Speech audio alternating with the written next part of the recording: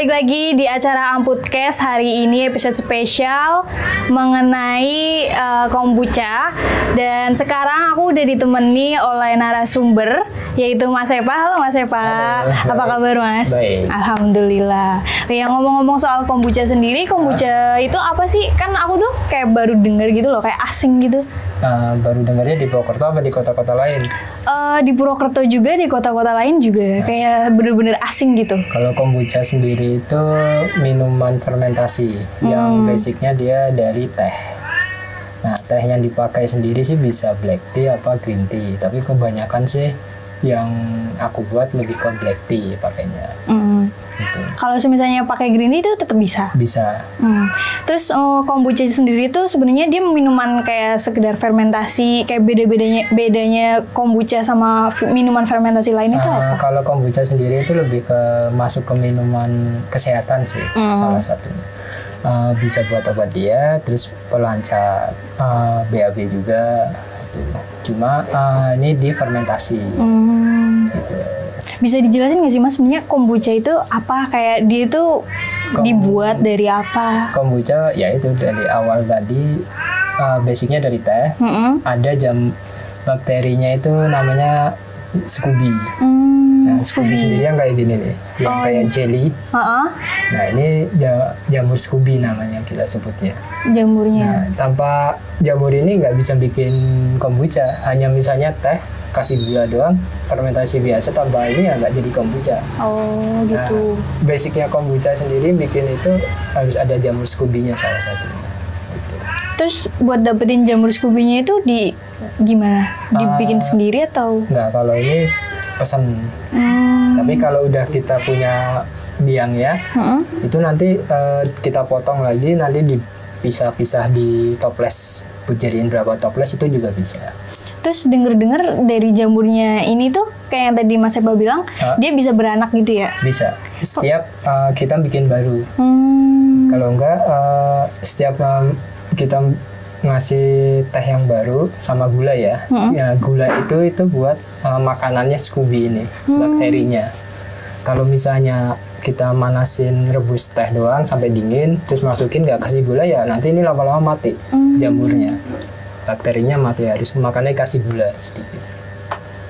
Terus untuk kombuchanya sendiri kalau di Purwokerto itu udah cukup luas kah atau? Kalau di Purwokerto di kalangan konsumen pasti kalau dari tempatku sendiri udah banyak yang tahu.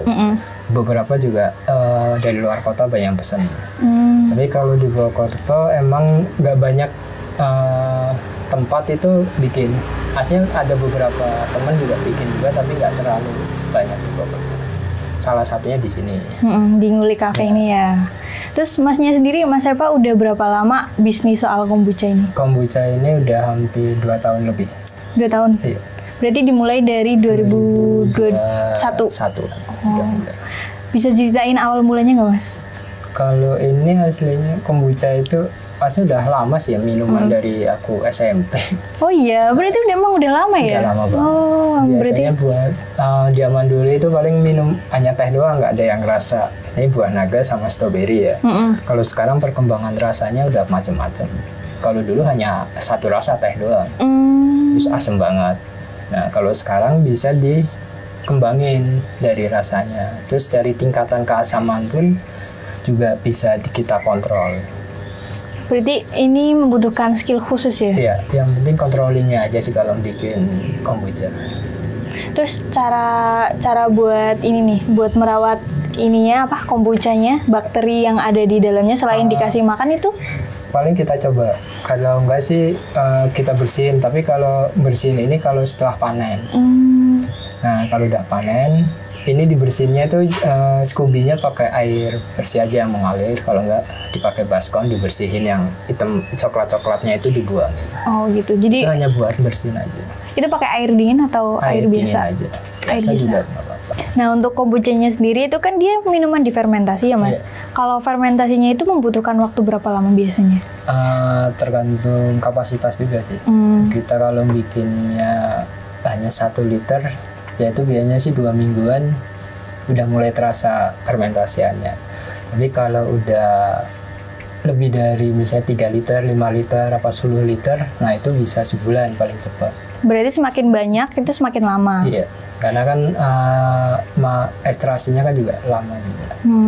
Terus aku lihat nih, ini kan pakainya botol kaca ya. Iya. Kenapa pakai botol kaca? Buat itu aja sih.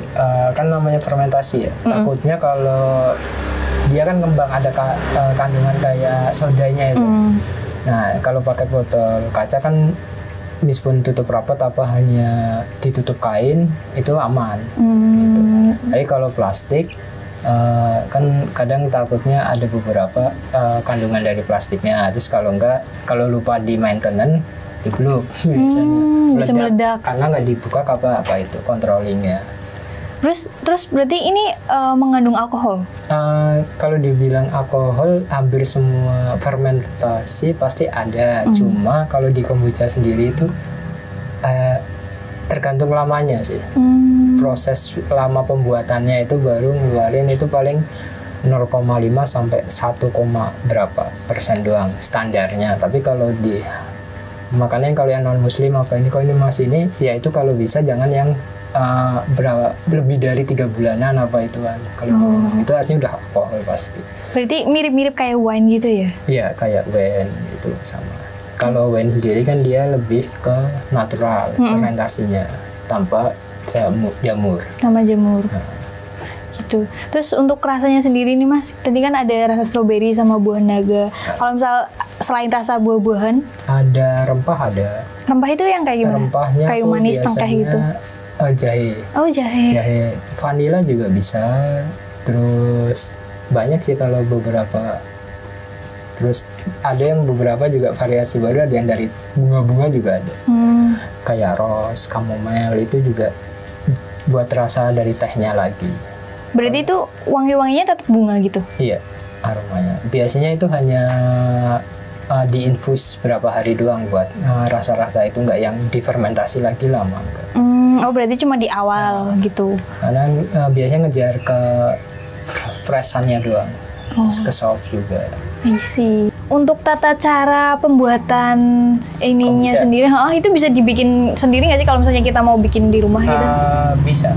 Kalau bikin sendiri yang penting ada jamurnya juga. Oh, jamurnya ini yang kita harus cari ya, bisa beli? Bisa beli di marketplace juga banyak. Oh, gitu. Kalau di sini pun juga beli, kalau stok aku ada pun kadang konsumen ada yang beli juga. Terus indikasi kalau misalnya kita mau bikin fermentasi ini Mas, berhasil sama enggaknya itu gimana? Nanti dicoba. Terus kalau enggak, kan misalnya pas bikin dari basicnya tehnya dulu nih. Nah, kamu mau bikin berapa liter dulu? Misalnya 1 liter. Nah, berarti tehnya mau pakai teh celup apa teh yang sasetan itu nggak apa-apa sebenarnya. Yang penting nggak ada itu yang nggak ada jasmine-nya. Yang black tea aja kan ada tuh. Ya itu nggak masalah. Direbus, misalnya bikin seliter ya airnya seliter. Habis itu tunggu sampai dingin. Terus dikasih gula. Gulanya itu? Gulanya kalau 1 liter pakainya 1/4 aja apa 200 gram lah. Gitu. Jangan terlalu banyak juga. Jangan, nanti kemanisan banget. Terus habis itu kombuchanya dimasukin? Nah, kalau udah dingin ya tehnya. Terus baru masukin jamurnya. Terus kalau pas buat pengecekannya, itu biasanya dari atasnya nanti muncul bakteri baru. Ya, jamurnya itu biasanya kalau dia warnanya putih mulus berarti bagus. Kalau misalnya udah ada kayak item-itemnya berarti itu agak gagal. Kalau bisa paling kalau mau biar aman itu jamurnya diambil, yang baru dibuang. Diambil aja pakai pipet apa sendok, nggak apa-apa. Jamur yang di atas? Yang paling baru. Yang kan muncul baru biasanya kalau fermentasi baru itu nanti ada yang baru di atas ini baru. Di atas air ini ya? Di atas airnya. Terus misalnya pakai toples, kalau bisa dikasih ruang, jangan full. Oh gitu. Misalnya bikin seliter segini, ya udah ruangnya di sini nggak apa-apa. Kalau mau lebih pun, kalau bisa dikasih rongga udara. Dia mau tutup rapat, apa tutup pakai kain nggak masalah. Yang penting harus ada space-nya. Iya, karena kalau mau ditutup rapat, kita jangan terlalu rapat juga nanti biar udara juga bisa masuk buat fermentasi itu. Biar dia aman juga. Itu kalau pakai kain takutnya kan debu. Iya. Kadang ada yang full kain doang.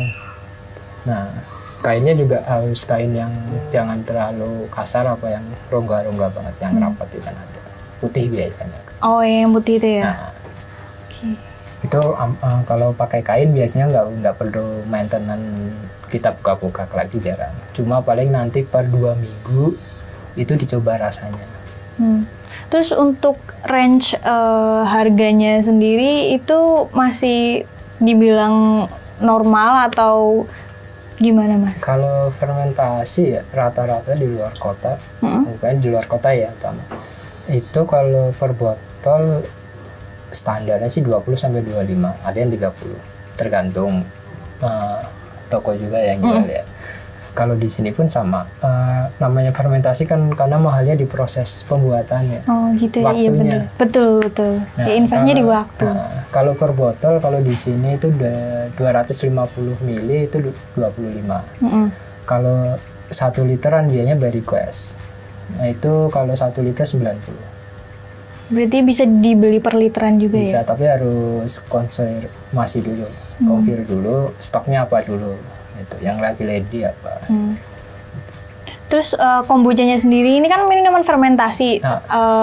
Rasanya itu pasti agak cenderung asam gitu ya? Iya. Nah itu aman gak sih kalau misalnya buat teman-teman yang punya penyakit mah gitu? Biasanya kan sensitif gitu. Ya kalau yang originalnya itu asam banget. Tapi kalau kayak udah pakai rasa-rasa ini, kadang kalau aku bikin itu lebih ke sparkling sweet, jadinya asamnya lebih tipis. Asamnya tergantung dari buahnya aja, karena kan fermentasi pembusukan dari buah kan, kalau buah yang lunak sama yang agak keras kan beda. Iya. Ya dari tingkatan asamnya itu juga beda-beda. Gitu. Berarti aman ya Mas? Aman ya, nggak bikin. Paling kalau disarani kalau yang punya mah apa yang gangguan pencernaan apa itu, kalau mau bikin kombucha, satu ya makan dulu ya. Iya. Terus mintanya jangan yang strong, minta by request saja. Kalau di tempatku bisa asamnya itu tak rendahin, di softin. Jadinya lebih ke sparkling kayak sensasi soda. Iya. Gitu. Berarti emang harus disesuaikan dulu ya. Kalau pertama nyoba itu baiknya soft dulu. Soft dulu. Tapi kan beberapa yang jual biasanya kan nggak pasti semuanya soft. Ada yang memang karakter original banget, kombucha yang asam banget, strong. Ada yang sparkling doang, sweet, kadang manis doang ada. Berarti tergantung dari setiap penjual beda-beda. Yang bikin ya? Yang bikin juga beda. Misalnya kamu belajar, kamu bikin sendiri, rasanya padahal stok sama nih, yang diajarin sama, rasa nanti beda. Nah itu gimana itu Mas? Itu wajar, namanya fermentasi pasti nggak semuanya 100% sama semua, pasti beda-beda. Berarti harus nyoba gitu ya Mas? Jam terbang itu mempengaruhi juga. Nah tadi kan kita udah bahas ya Mas soal kombuchanya sendiri. Terus dari Mas Epa pribadi, harapannya Mas Epa sebagai salah satu pembuat kombucha di Purwokerto kayak ini apa sih?